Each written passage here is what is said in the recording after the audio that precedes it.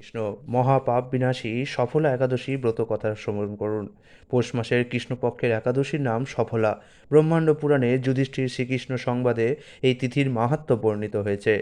যুধিষ্ঠির বললেন কৃষ্ণকে, হে প্রভু, পৌষ মাসের কৃষ্ণপক্ষীয় একাদশীর নাম, বিধি এবং পূজ্য দেবতা বিষয়ে আমার কৌতূহল নিবারণ করুন। শ্রীকৃষ্ণ বললেন, হে মহারাজ যুধিষ্ঠির, আপনার প্রতি স্নেহবশত সেই ব্রত কথা বিষয়ে বলছি। এই ব্রত আমাকে যেরকম সন্তুষ্ট করে, বহু দান দক্ষিণাযুক্ত যজ্ঞাদি দ্বারা আমি সেরকম সন্তুষ্ট হই না।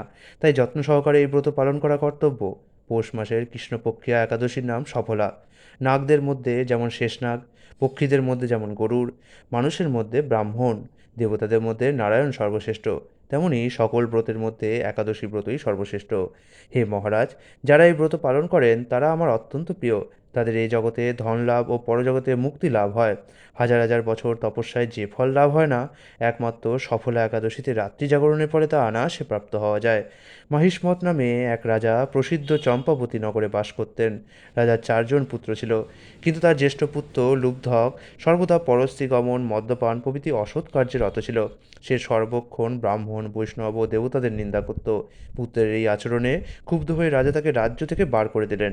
স্ত্রী, পুত্র, পিতা, মাতা, আত্মীয় স্বজন পরিত্যক্ত হয়ে সে গভীর বনে প্রবেশ করলো। সেখানে কখনো জীব হত্যা, আবার কখনো চুরি করে জীবন ধারণ করতে লাগলো। কিছুদিন পরে একদিন সে নগরে প্রহরীদের কাছে ধরা পড়ল, কিন্তু রাজপুত্র বলে সেই অপরাধ থেকে সে মুক্তি পেল। পুনরায় সে বনে গিয়ে জীব হত্যা ও ফলমূল আহার করে দিন যাপন করতে লাগলো। ওই বনে বহু বছরের পুরনো একটি বিশাল অশ্বত্থ বৃক্ষ ছিল। সেখানে ভগবান শ্রী বাসুদেব বিরাজমান বলে বৃক্ষটি দেবত্ব প্রাপ্ত হয়েছে। সেই বৃক্ষতলে পাপ বুদ্ধি লুম্ভক বাস করত।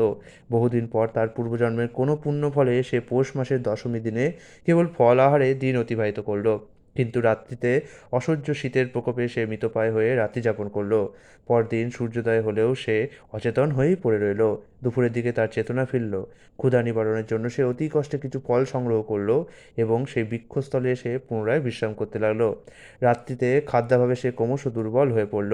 প্রাণ রক্ষার্থে ঈশ্বরের উদ্দেশ্যে ফলগুলি নিয়ে, হে ভগবান, আমার কি গতি হবে বলে অশ্রুপাত করতে করতে সেই বৃক্ষমূলে, হে লক্ষ্মীপতি নারায়ণ, আপনি প্রসন্ন হন বলে নিবেদন করল। এইভাবে সে অনাহারে ও অনিদ্রায় রাত্রি যাপন করল।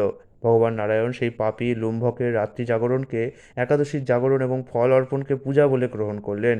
এইভাবে অজ্ঞাতসারে লুম্ভকের সফল একাদশী ব্রত সফল হয়ে গেল। প্রাতঃকালে আকাশে দৈববাণী হলো, হে পুত্র, তুমি সফলা ব্রতের পূর্ণ প্রভাবে রাজ্য প্রাপ্ত হবে। সেই দৈববাণী শোনামাত্র লম্ভক দিব্যরূপ লাভ করলো।